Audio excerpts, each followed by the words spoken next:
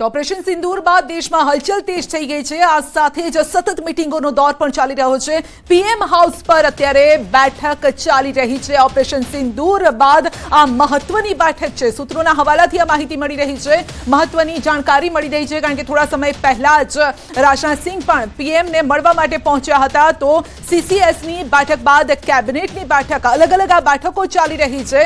Operation સિંદૂર બાદ આ મહત્વની બેઠક છે। થોડા સમય પહેલા પણ આપણે યાદ છે કે તમામ દળોના નેતાઓની પણ એક બેઠક થઈ હતી અને એ સમયે પણ તમામ દળો પાસે તમામ રાજકીય પાર્ટીઓ પાસેથી પણ એ ઓફિશિયલ એક સ્ટેટમેન્ટ લેવામાં આવ્યું હતું કે તમે અમારી સાથે છો કે નહીં। તો તેઓએ પણ કહ્યું કે પીએમ જે કરશે એની સાથે અમે લોકો છીએ। પાકિસ્તાન સામે જે કરવું હોય કરી શકે છે અને ત્યારબાદ જ અલગ અલગ મોરચા ઉપર આ એક સ્ટ્રેટેજી રચવામાં આવીને ત્યારબાદ હવે પાકિસ્તાનને જવાબ મળી ગયો, આતંકવાદને જવાબ મળી ગયો। સીસીએસની બેઠક, કેબિનેટની બેઠક, અલગ અલગ આ બેઠકો મળી રહી છે અત્યારે।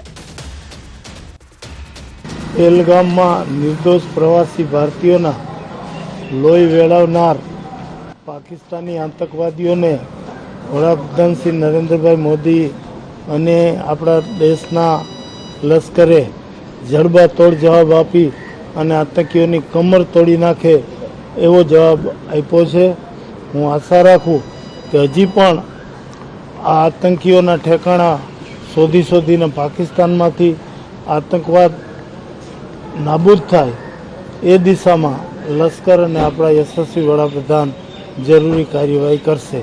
સમગ્ર દેશ આજે આ એર સ્ટ્રાઇકથી ખુશ છે। આતંકીઓને જે રીતે જવાબ મળ્યો છે એ જોતાં દરેક ભારતીયો ગર્વથી ઊંચું મસ્તક રાખી અને આનંદમાં છે। ભારતના વીર જવાનોએ પરાક્રમ કરીને પાકિસ્તાનની અંદર 100 જેટલા કિલોમીટર અંદર ઘૂસીને આતંકવાદીઓના અડ્ડાઓ ઉપર જે હુમલો એર સ્ટ્રાઇક કરી છે, 100 કરતાં વધારે આતંકવાદીઓનો ખાત્મો બોલાયો છે। ઓપરેશન સિંદૂર કણકણતો ને સણસણતો જવાબ આપ્યો છે ભારતે પાકિસ્તાનને।